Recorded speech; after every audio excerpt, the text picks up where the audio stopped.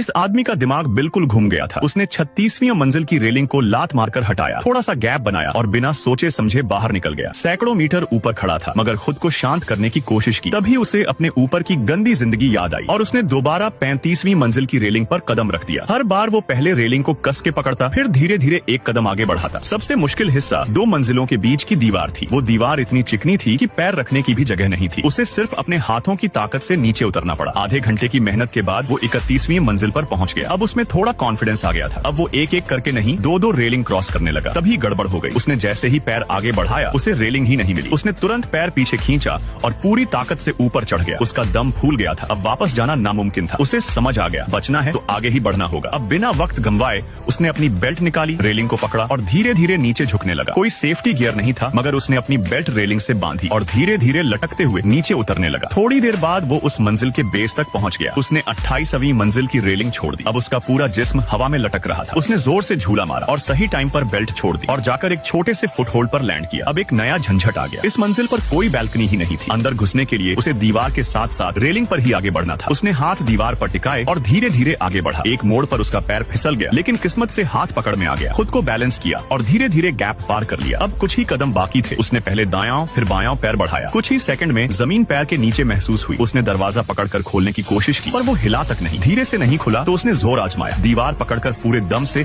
Glass door को लात मारी। रिस्क तो था लेकिन आखिरकार दरवाजा खुल गया। थके कदमों से वो अंदर गया और धीरे से हैंडल घुमा के अंदर दाखिल हुआ। नीचे उतरकर जैसे ही वो ग्राउंड फ्लोर पर पहुंचा, सिक्योरिटी गार्ड उसे देखकर ऐसे हैरान रह गया जैसे कोई भूत देख लिया हो। मगर अब उस आदमी को किसी चीज की परवाह नहीं थी। अब बस एक ही ख्वाहिश थी, उस पुरानी जिंदगी में लौट जाने की जिसे वो पहले बोझ समझता था।